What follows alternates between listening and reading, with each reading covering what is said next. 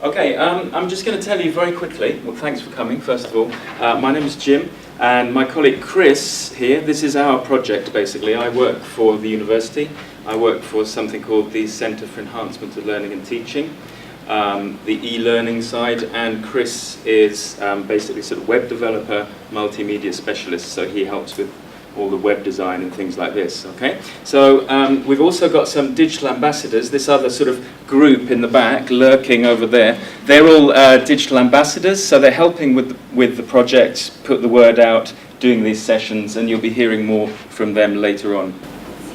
All right, so what do we do? Also, we've got online resources, which you saw in the video. That's our website, it's called Clued Up. We'll make sure you have the links at the end of the session.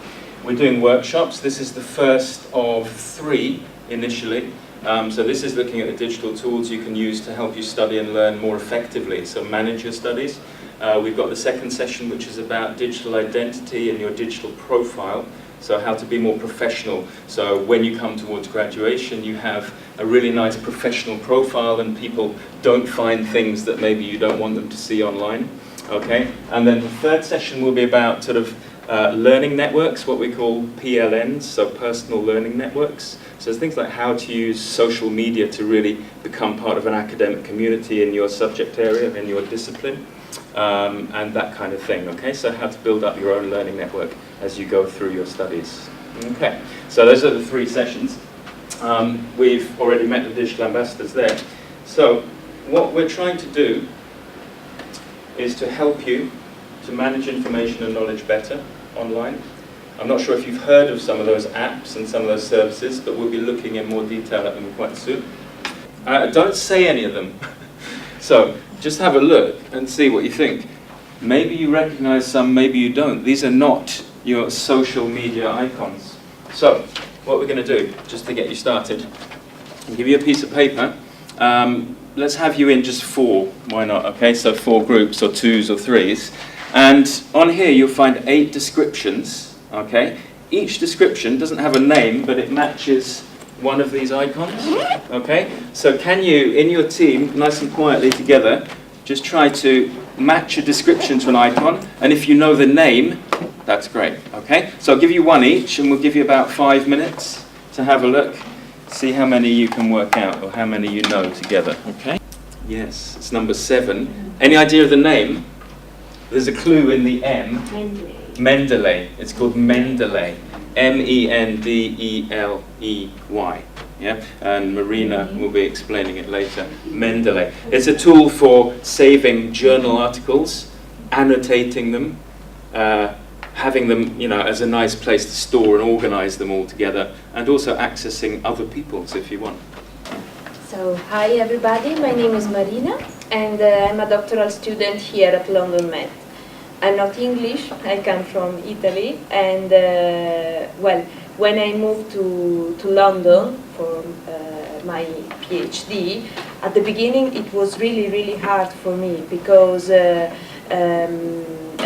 my Italian background was not so far away from Linda's one.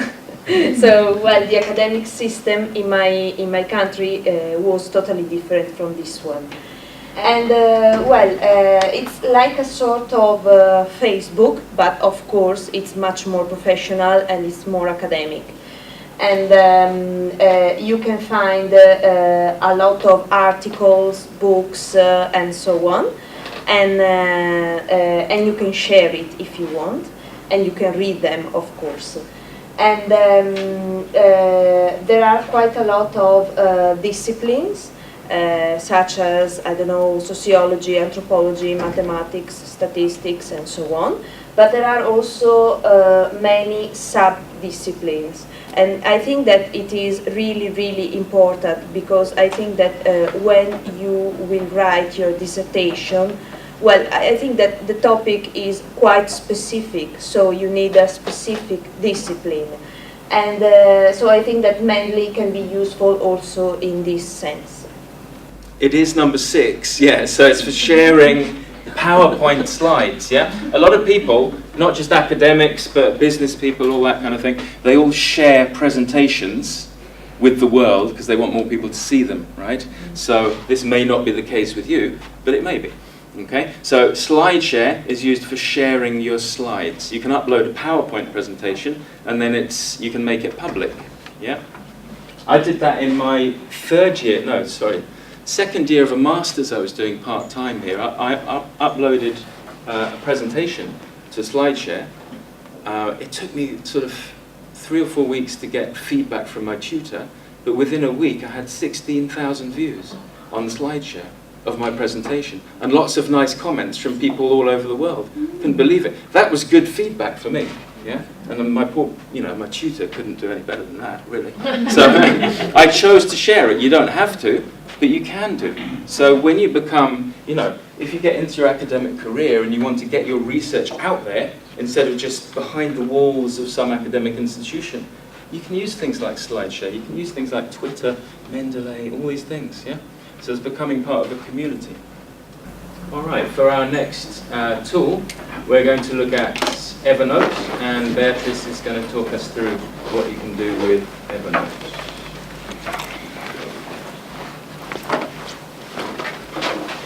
Hello, my name is Sophie. I'm going to talk about Evernote. This app is a useful app to manage your student time. So you can create notes about your class tasks or your shopping list. You can share any kind of website, article, picture, and you can create notes from your lecture or your seminars. You can download it in the official website. It's completely free and it's available to any operating system. As soon as you do anything in Evernote on one computer, as long as you sync, then it will automatically be saved wherever you are on any other version that you have. Okay, so the syncing between different devices is really good and will always work. Okay, this is just the online version, and you can see over here I've got folders. They're called notebooks. Okay, and then you've got inside each notebook you have different notes, and if you just click on them, it shows you what that note is, for example. Okay, so this is Linda. Hi, my name is Linda. First of all, I have to say I come from Cyprus, so I study in Greece, which have totally different education system with here. And unfortunately, I never use computer, I never use internet, only my books. So I have no idea what is Dropbox, what is Mendeley, what is Evernote, nothing. And when I came here, I did the professional course, and it was the first time I come across with all of this. And I'm like, what is this? I have no idea, and I totally feel lost. And I found difficult. I started to learn and all of them. But unfortunately, I saved all my work in USB. And one day, I lost my USB. I have no idea where is my USB. And in the same week, my computer broke. So I lost everything. I lost my photo. I lost my everything. I lost everything. I totally recommend use the Dropbox, and I believe it's safer than the USB because I lost my USB, and I think it's easier someone steal or stole my USB than my password, because I have to save my password and I never leave it somewhere. Do you have any questions? Okay. Google Drive is something that has completely changed my way of learning, full stop.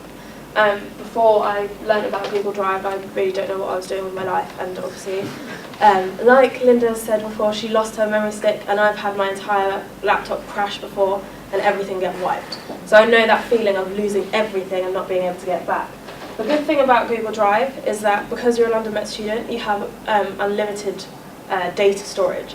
So you can put as many documents on it as you want, and as long as you have your London Met email and things like that, you can save everything.